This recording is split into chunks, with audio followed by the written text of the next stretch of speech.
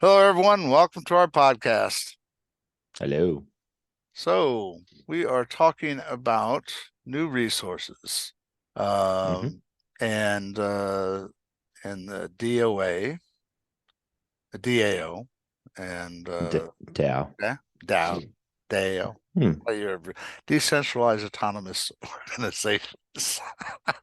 Yeah. Yeah. Okay. So let's start off with the resources. So apparently they added a couple more this week. I saw.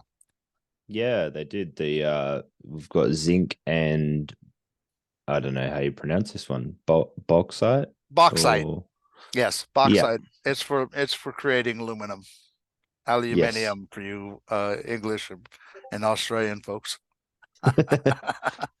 Yeah, it looks like the 21 new resources that they announced recently. So I don't know if that includes copper and silver. So these are the first two are part of that. Yeah, I think copper and silver are part of the first are part of the 21. Okay. The wood We'll have to pull up the little chart with all the jewels and see how many there is. right. Water and wood or sand yeah, wood, water and sand were not part of the 21. So Mm. bauxite, copper, silver, bauxite, and whatever else. And those are part of the 21, Zinc, I believe. yeah, zinc. Yeah, So zinc. Thank you. yeah, so from the commentary from Shane was that they were going to release those every 1 to 2 weeks. Initially, that was when all of the everyone was complaining about the claims approvals, Yes, I wish they'd and get I rid of think that. yeah, and I think that was the delay, trying to handle that as best as they could. So yeah, obviously, everyone's bought in mining locations because they were always told that they would produce these resources. Right. So, Right. so zinc, yeah. So where are we going to find zinc? Let's have a look here. So there's Australia has got a lot of these resources as well. So zinc and bauxite, Australia has them. Zinc, you'll find that in India, America, Peru. These are just some of the biggest mining Right. locations. Mostly in the Uh, Andes. The Andes have, or Peru, and Chile. They mhm. have some of the largest bauxite mines that I know of. Mm, I'm mm. not sure about Australia. I hadn't heard a whole lot about Australia's resources in that part, in that aspect. Yeah, yeah. Well, Australia is the number one producer of bauxite, so Oh, there you go. okay. There Hmm. you go. Yeah. And then yeah, so we go back to zinc. You got Ireland and Namibia. They've also got a large production there. Okay. And there is some in China. But yeah, we look at bauxite. So Australia's got the most with Guinea, got quite a lot. China again, Brazil, Indonesia, India. Yeah, so you can kind of see very similar in both of those countries having that production. And I think one of the things with gold was that when people were doing the claims, they were basing their evidence with that they would find gold in places where you would find other minerals as well. It's just like, these productions would Sure. have a Sure. bit of everything, just Somewhat. based on the minerals in the ground, Mhm. basically. Right.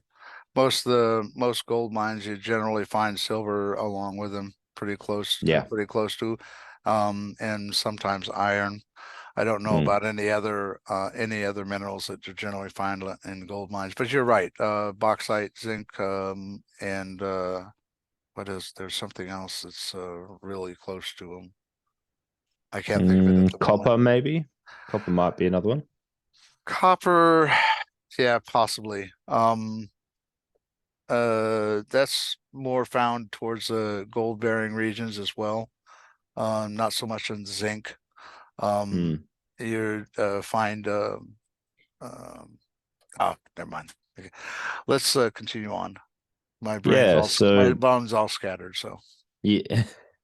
like They're always, trying, it's always yeah, that way.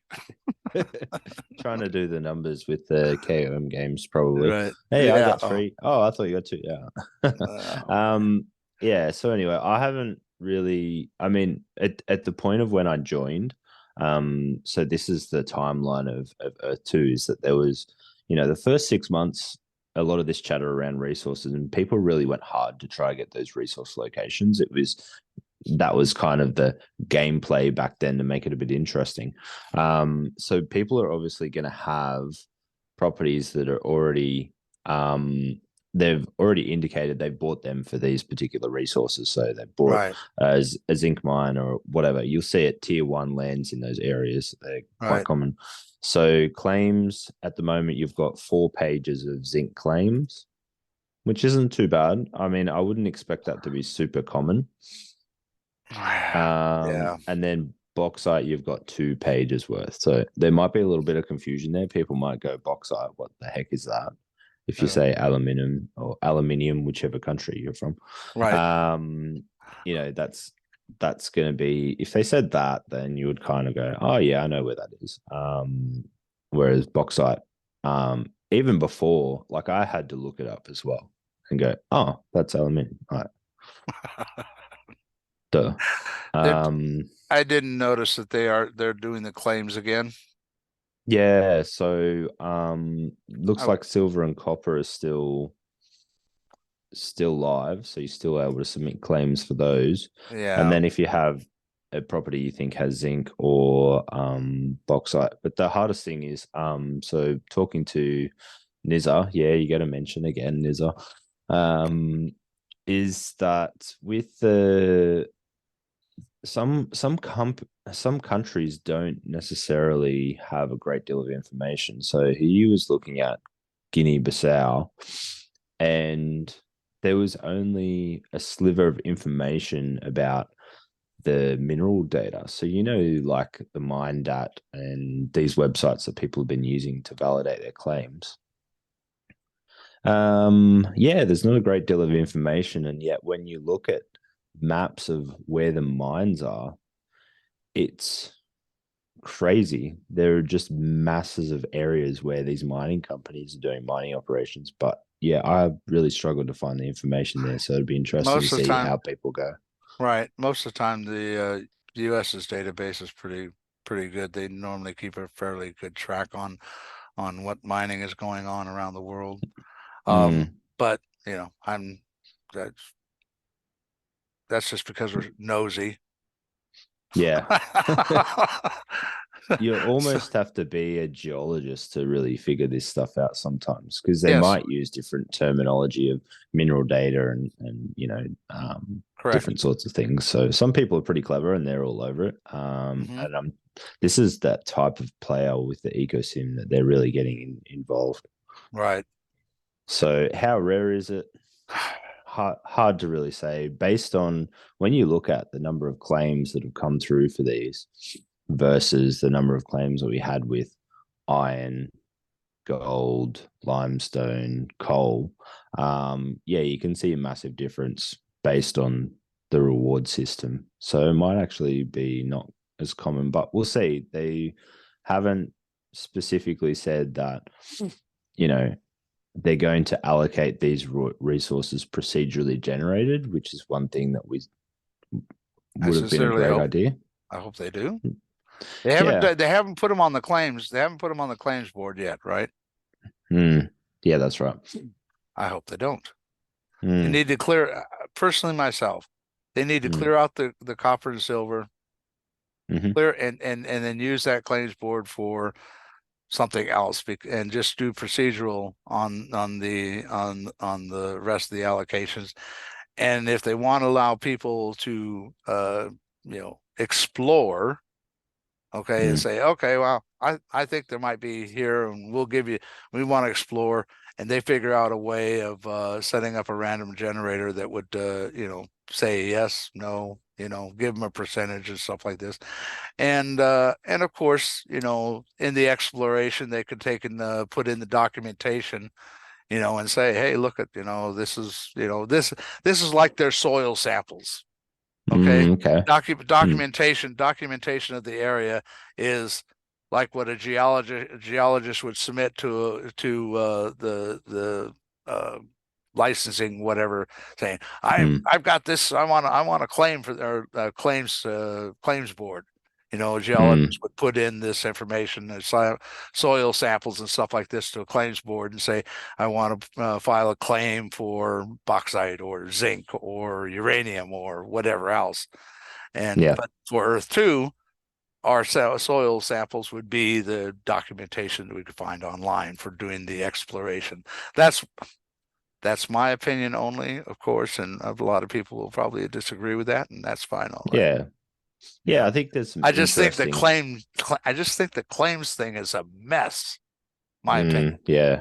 Yeah. Look, there's been a lot of debate on, you know, how good it is to have the claims in there for people who bought specifically for those resources. And then you also look at people who take advantage of the system, which, is bound to happen.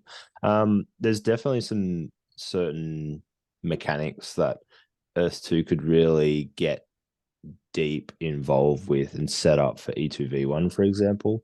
Hmm. With this, what you're talking about, exploration and getting people involved in, you know, exploring their lands and trying to find these things. Are they going to do it? We'll see. Maybe something on the cards, but I don't think it's anything that they've spoken about in great detail at the moment.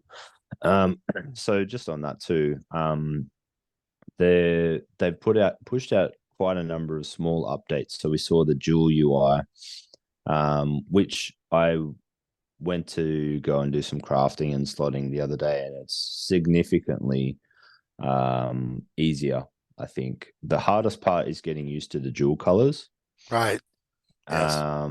It can be quite confusing because it's not as, I mean, the old system with the jewels was that, for the ones like the T3 that are mixed, it was quite obvious what they were. It was a Right. blend of the two colors, right? Right. Not quite as simple at the moment. No, it's But quite. we're getting used to it. Yeah, I know it's quite. I was going through it yesterday myself, and Mm, like telling, I could tell the difference between aquamarine and tanzanite, but it's not quite so simple now. I mean, they're mm, pretty close. They're pretty close together. I mean, yes, there is a little bit difference, and and sure, we'll get used to it. But mm. yeah, you're right. There are some that are a lot closer to looking at each other than they used to be. So. Yeah, like sandy and yellow are the new anthracite and black. Yeah. Oh my Oh, God. Yeah. Sandy and yellow are almost, I mean, there's only a mm, minute degree of hmm. saturation that changes the color just a little bit. You're right. I feel sorry for people who are colorblind because they're going to have a hard time. But Oh, anyway, yeah. Yes. um, so yeah. Anyway, talking on the new UI that they brought out, we now have this was actually done as a player hacky plugin by a developer outside of E2, where so Exa, who is a developer who does these plugins, had a multi-tool which basically had a lot of functions to it where you could see how many joules you had, your profits, hollow building sizes, all this sort of stuff. So it looks like Earth 2 is now implementing these on site themselves. When you Oh, go to your profile page, and I'll okay. show a photo of this as well. Okay. And then there's a new tab on your profile page that says resources, right? Okay. And this gives you a breakdown of discoverable resources. So you have D1, which is the first level. Now, my understanding of this is that for every level of discoverable resources, there will be some sort of research required from a research lab to be Okay. able to have the raw materials then go into building blocks, and then also possibly some level of investment of time and or essence for the prospecting sidroids to be able to collect them. Side droids collecting them, then, but we've got the citizen civilian that'll also be the researcher. They will have to Yes, adapt that's that right. too. So, Yeah, so the interesting thing about this feature is that, so to start off with, you have the tiers of discovery, then you have the total number of tiles that have detected that resource and the balance of that between tier 1 and tier 2. Okay. okay, right, And then you also have the frequency category, which is high frequency and unknown frequency, which we know unknown frequency. They may end up changing this particular section when they have more of the data showing on site. I think it was up to 5 levels of occurrence with okay. that. So you have it was in the announcement where the top was Yes, I can't, you high fre remember the yes, the announcement, high yeah. frequency, and then they had the different levels down below, but I don't remember. He did say they were going to change the name. Did he mention the name? I don't remember if he did. Yeah, there were names there. Let me see if I can pull up the announcement Okay, while I'm still talking. okay, So the other thing is that in that particular section too, so you might have a plot of land. Let's say it's 100 tiles, and it says on the profile on the property page, and then also in the buyer map, which will tell you what resources are on them.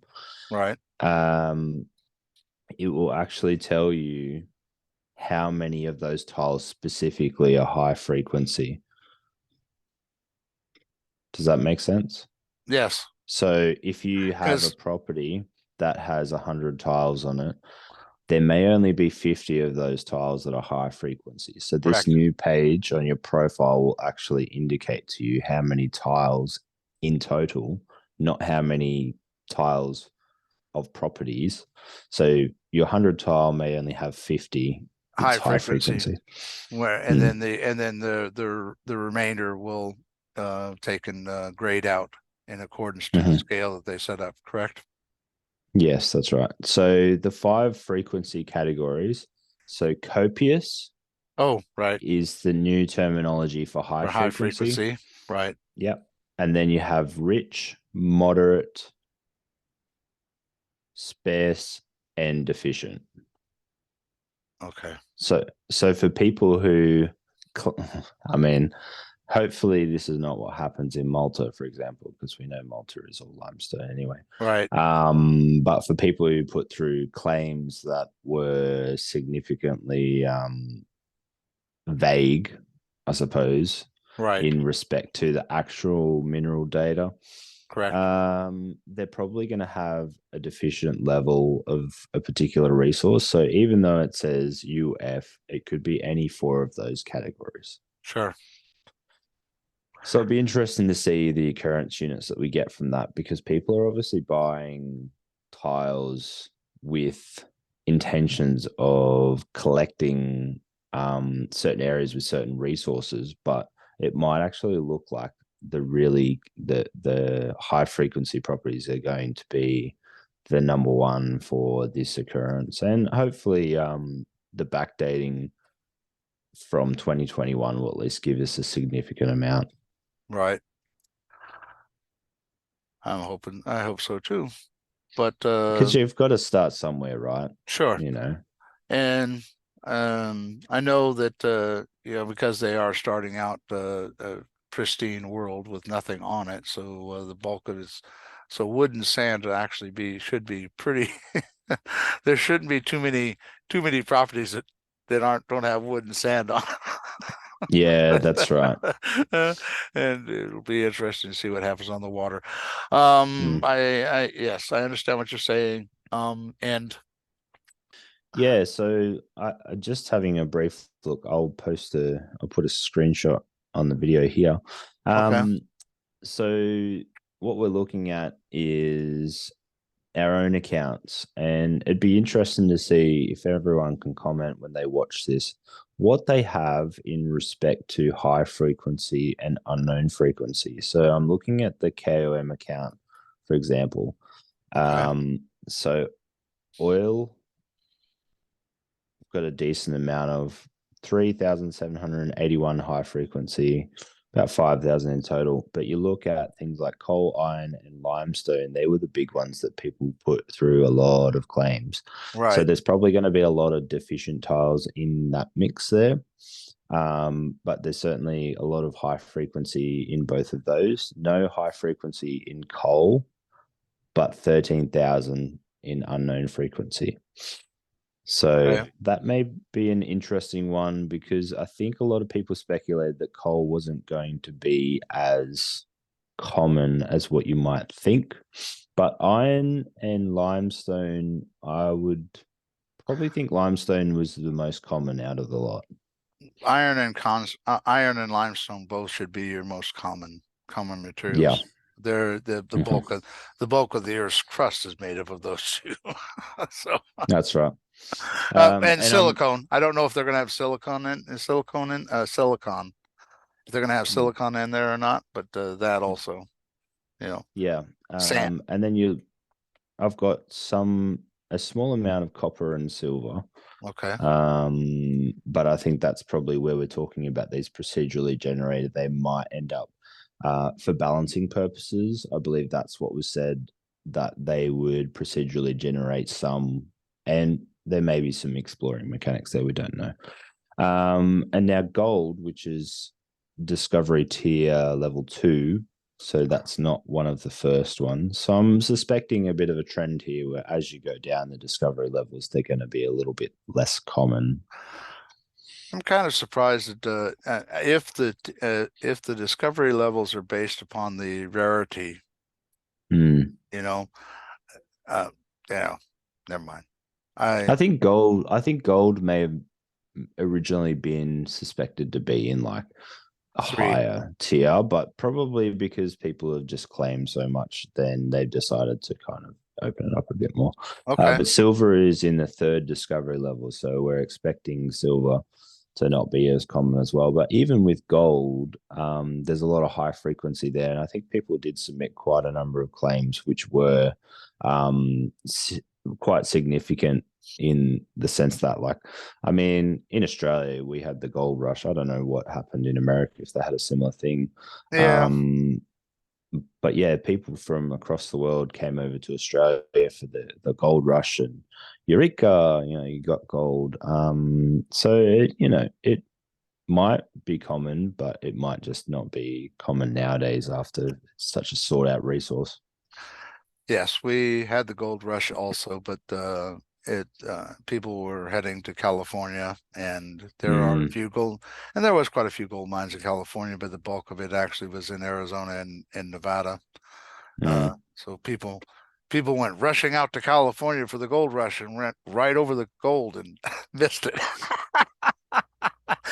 Of course, they headed up north to the Yukon and the gold rush of Alaska and northern Canada. So, but as far as gold goes, the bulk of it is in the Rockies, mm. the west coast portion of it, and so Yeah, uh, there you go. I'm not sure, but you could tell me about Australia later. Yeah. Okay, Yeah, so it was like a bit of a civil thing, mhm, people it's kind of like the time when we had Ned Kelly and things like that. Australia was the prisoner island, and then the right, gold rush started bringing more not prisoners, I suppose. more commoners. Yeah, yeah, looking for an opportunity. Sure. So yeah, anyone watching this, please post below in the comments just what you've got the most of when it comes to high frequency and what you really need, what you think that you should be getting more of, because this is all based off tiles that we bought previously without even considering resources to begin with. Right. And we need to look at trying to start balancing not only, as a group as like KOM, trying to Mm, balance the resources that we have available to the guild. I mean, because mm, um like I have a lot of iron and I have a lot of gold, but mm, I don't have a lot of coal or oil. Mm. Okay. Now I suspect that some of my properties will have copious amounts of Copious, wood, yeah. copious amounts of wood and sand, you know. Mm. So, but as a group, and this is where the mega cities and the guilds come in, you don't Mm. necessarily have to have those resources for the building block, but if the guild works together and groups together, then Mm. you you have let's say you have a lot more iron than I have, you know, and we just swap iron and gold or iron and Mm. copper or whatever among Mm. ourselves and take and help build each other that way. But Mm. it would be a good idea for everybody to have an idea what everybody has and see Mm. what our resource availability as a guild and as a megacity is. So Mm. yes, Yeah. And people being, well known for having a copious amount of certain resources as well. So, look, I think initially the I wasn't that resource player because of the time that I joined. So, and like Shane said, everyone is going to be a different type of player. sure. But I think it's very important to set yourself up in an area where you have people that you can trade with. So making sure, I think one thing that he indicated was that there was going to be an ecosystem building, which would be like a trading center or some sort of logistics market where, within the local vicinity, people could take their resources there and trade them there. And that was part of the Commodities, logistics. Yeah, that's right. commodities market. Um, so it'll be interesting to see if that's a thing, who will be the first one to make it within certain areas and what sort of radius that in encapsulates as well. I'm, I would foresee being something similar than similar to the jewel market. Mm. Yeah, it Only, will be initially, I yeah, think. um, And yeah, Jules will be the same as well, right, where you could go, say, the bazaar page correct. under resources. Um, Hmm. and it may be that, you have to go to a specific bazaar based on the location because jewels, for example, they're going to be a part of the logistics as well. So it's very important that we slot them now and have them on our properties now. So then we don't have to transport them all the way from, Africa to America and whatnot. Right. Yeah, because that's right. When V1 launches, we're not going to have the markets probably not going to be the way they are at the present time. So you just got the bazaar page and whatnot, and you pick it off and whatnot. But when V1 comes out and you have the commodities market, the jewel market, and everything else, it's going to be Mm, from whatever location you purchase it from, and then have to transport it to your property instead of just mm. appearing in your account the way it does now. Correct? Yeah, this will. It's hard to say when and how and what's going to happen. We can speculate. But as we've seen with the updates that we've gotten so far, it's been over time we've gotten updates here, updates there. So it'll be Mhm. interesting to see what they do when E2V1 comes out, whether, you know, everything is, XYZ part of this system is already developed, or whether they'll continually roll out more developments. I'm not really too sure myself. But yeah, look, very important for players and not financial advice, but definitely to seek out people who have copious amounts of a particular resource. So with that one there, I actually haven't tested this one yet, but I don't know whether you can actually see if another player's resources on their property. Let me just have a quick look. Sure. Not on their property, sorry, on their profile page. Oh, okay. So yeah. Okay, so you can't see it on another person's page. So that's private information for now. But yeah, it would be interesting to see, how much everyone has and who's going to be leading the market when it comes to a lot of these rarer resources. We Right. spoke about tanzanite the other day. Right. So this is where Earth 2 and they spoke about this in the draft white paper for the purposes of tiles being NFTs at some point. And one thing that I'd probably suspect is that it would be very similar to Sandbox, where you're able to bundle parcels of land. So I imagine that Earth 2 will have your property. And if you mint your tiles as NFTs, then it would be a bundle. And this is where the merging and splitting comes into play. And that's why it's a bit more complicated than what you would expect. Right. Because you would basically mint that and then you would be able to pull apart the tiles and put them into different bundles and things like that. I would think you'd have to do that prior to minting. So you have to put your bundle, you have to put everything together that's going to be in that contract and then mint the Yeah, contract. So, yeah. because I think splitting it apart after you've generated the contract might be a little difficult and possibly even expensive. So, Mm.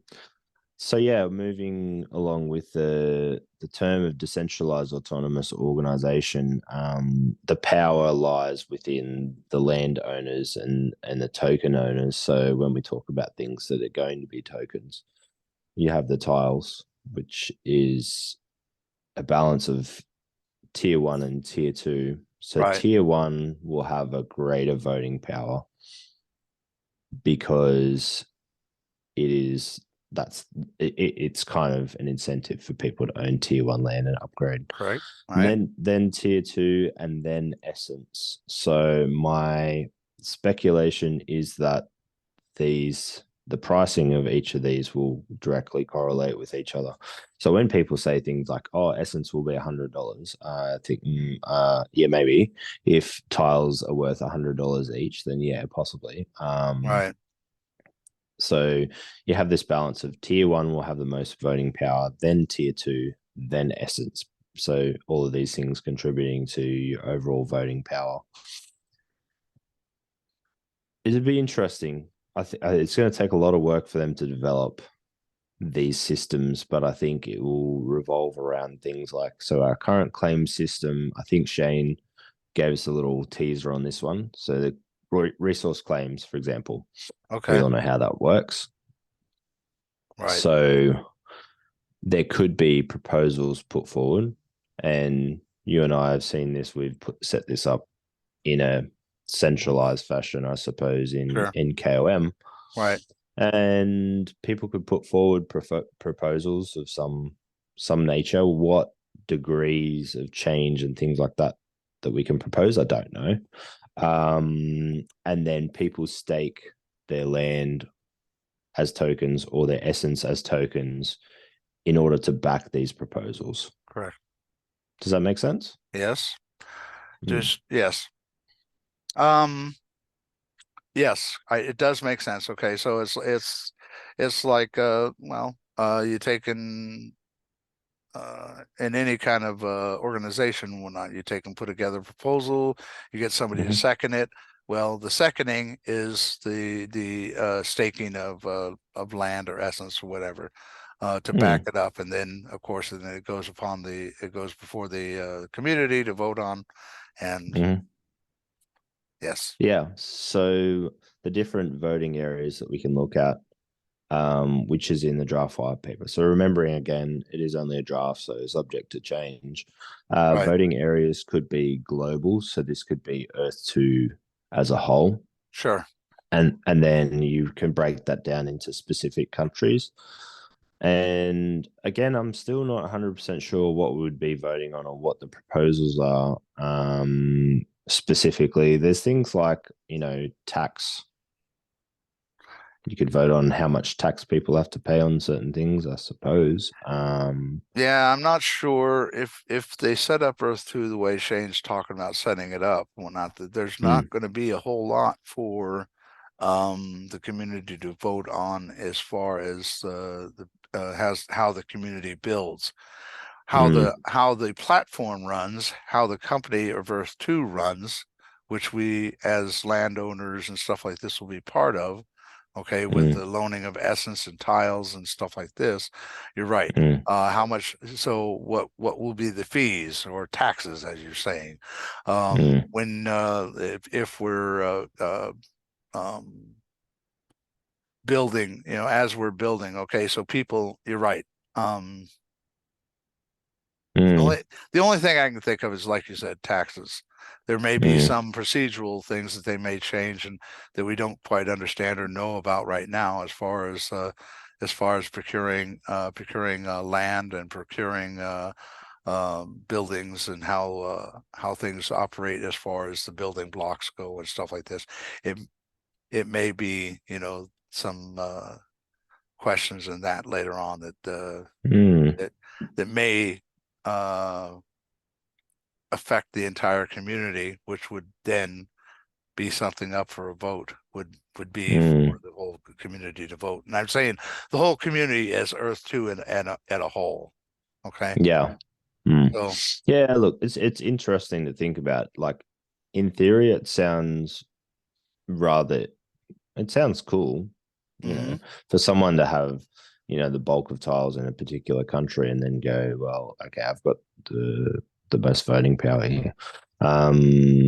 But what we'll be voting on specifically, I think, as time progresses and we start getting more in depth into the mechanics and how things work, logistically speaking, the different features that we can have, the different parties that are involved. It could be a plethora of mhm. things. I kind Um, I kind of look at it. I kind of look at it as the voting rights for this as a stockholder.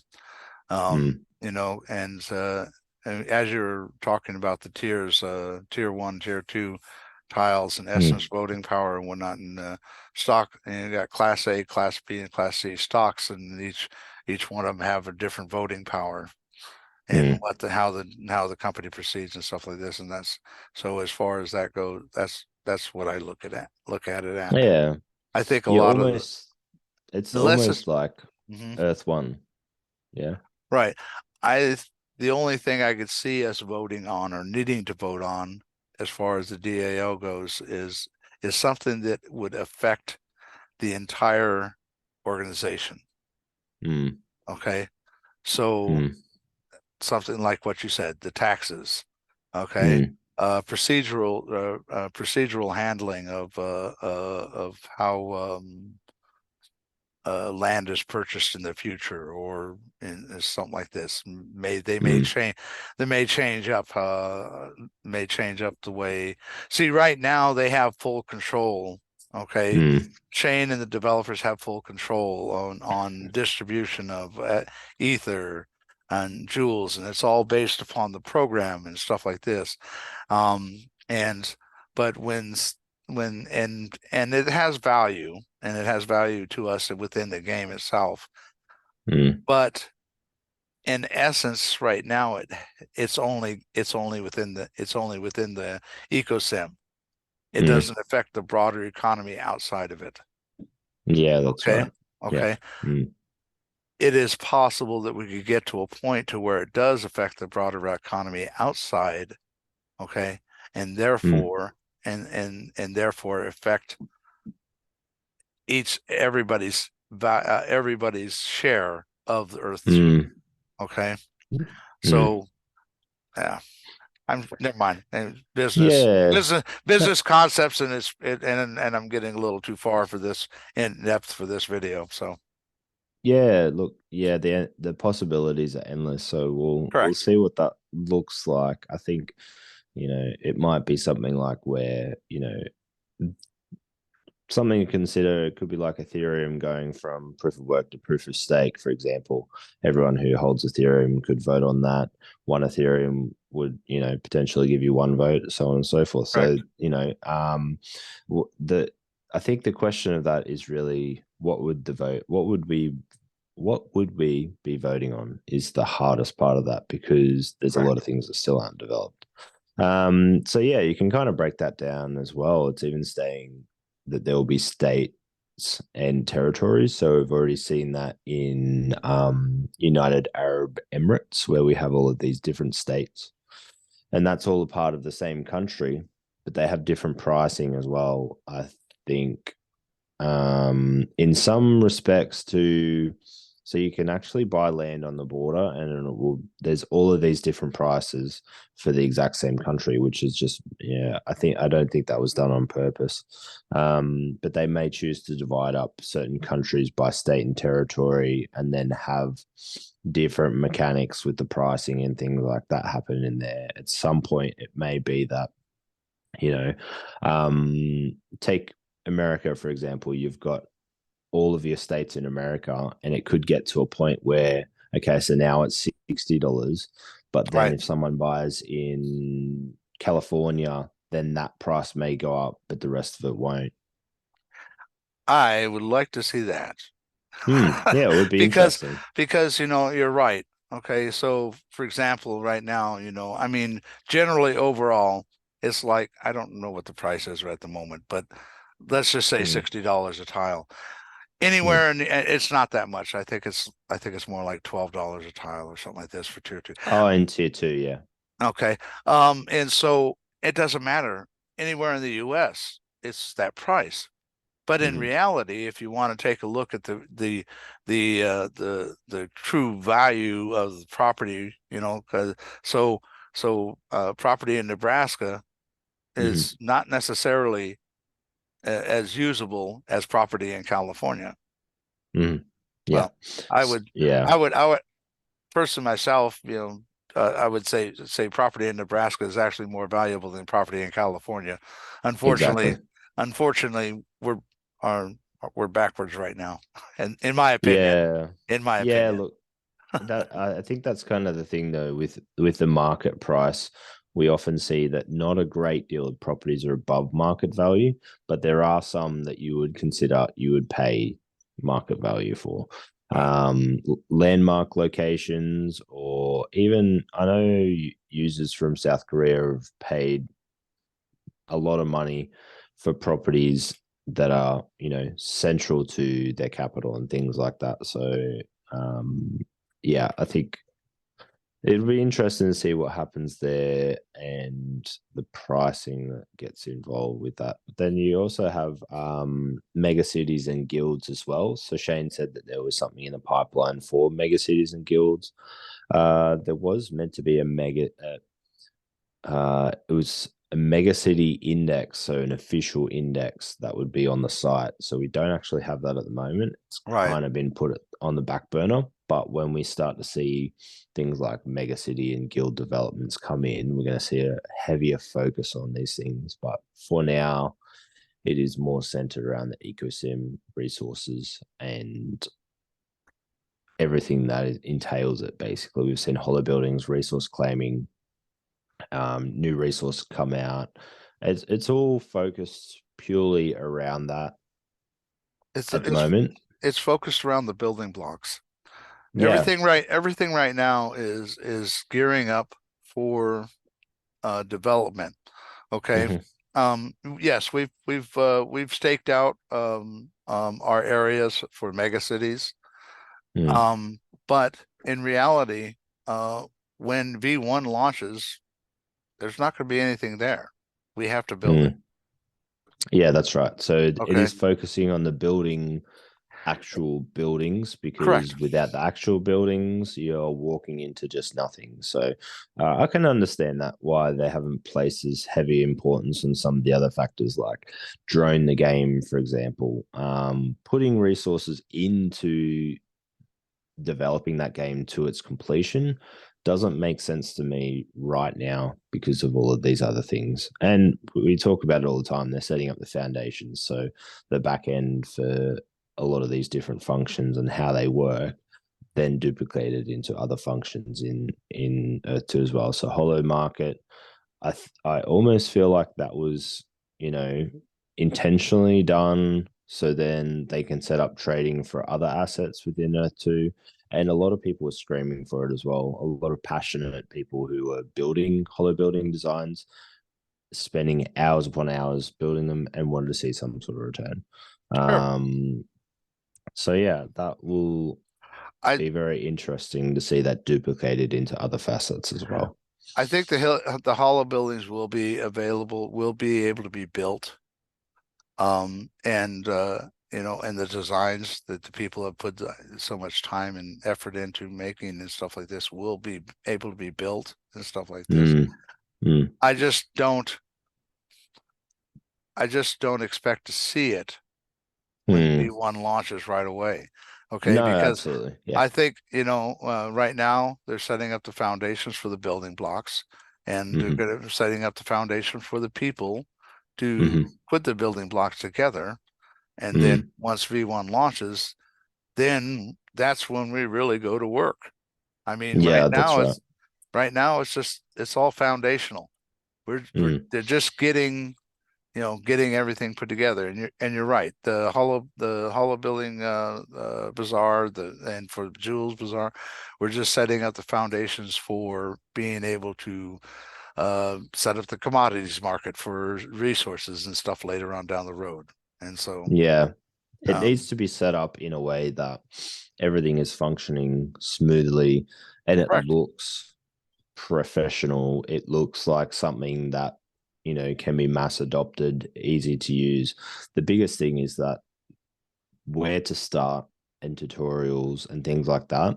When you go to the how to page, sure, it has a lot of great information there on how to do it. And the thing is, I don't think a lot of people use it. A Oh, lot of people will just come in and ask the community. And even if they do use it, then they don't become a part of the active community because they don't feel like they need it. And they've got all this stuff there. And then they're sitting there twiddling their thumbs on the website going, okay, what now? and they miss everything in the community. That was Mm-hmm. me in the Yep. beginning. That was me in the Yes. beginning. Okay. Mm-hmm. I mean, I didn't have the knowledge that I needed, understanding of metaverse projects and stuff like that in the beginning. I Mm. mean, it was a curiosity. A friend of mine showed it to me and said, "Hey, you got to check this out." And I said, "Hey, yeah, Mm. that looks pretty cool. I'll put a couple $100 in here, buy some tiles," and Mm-hmm. then went off my way. And then Mm-hmm. then a year later, I see a video from Pacey and saying, "Holy crap! Excuse my Mm. language. I, That's not the man, worst. I had not, you know, I missed Yeah. out on a lot because Yeah. I didn't get it hooked into the communities, and they didn't. Mm. So anyway, Yeah, my starting point was a little bit different, because I found the ad on Facebook, and then similar to you, I went in and just bought new land because I didn't really understand the concept. Um, mhm. and my first tiles were in Luxembourg because I thought, you know what, I'm going to go somewhere that's cheap, but also in a first world country, because that was my concept of it. And then, so a guy that I worked with, he was really big into Bitcoin. Okay. Now, back then, I kind of laughed at him and just gone, oh, it's the Bitcoin master. I'd poke fun at him. Me And too. he was so serious about it. And I'd just go, man, this is like laughable. I just couldn't understand the concept. And then, so I shared it with him, and he goes, oh, yeah, that looks pretty good. I don't know if he ever bought any tiles though. But he said to me, "Oh, are you on Discord?" I said, "No, what's that?" He goes, "Jump into Discord, and it's like an active community where you can kind of get a little bit more information about what's going on here and there." And my first question was, "Hey, what's the deal with Iran and Iraq? Why can't I buy tiles there?" Of course, Iran and Iraq are open now, but that's kind of where my journey started. And then, my friend that was involved in Bitcoin, he didn't get involved with it too, um, and I just kind of kept with it. So I started off in Discord. Not many people really get that insider information of, hey, have you joined the Discord? Yeah. See, and that's Uh, my issue. I knew about Discord, but I didn't know. I only knew of Discord as using it for when I was playing World of Warships. Okay, yeah.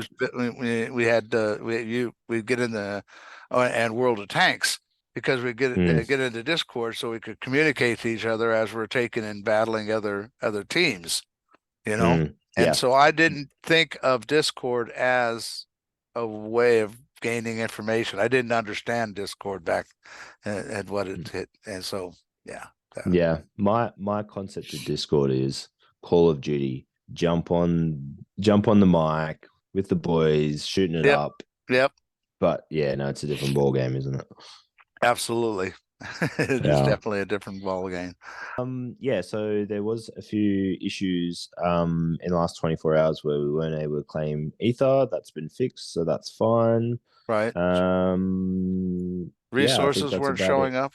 Resources weren't Yeah, showing up. A variety yeah. of little things. So, Mhm. but So we're expecting. So Shane said there was a few messy things in the pipeline that he had to push out before another big update, which was dual slotting for side roads. mhm. So we'll do our best to keep an eye on that, Okay. and then we'll get back to the KOM games. Yeah. Yeah. uh, We'll have next week's podcast. We'll have some information about how things have been going on our KOM games. I thank everybody for being with us. Please leave a comment down below and give us a thumbs up. Look forward to talking to you next week.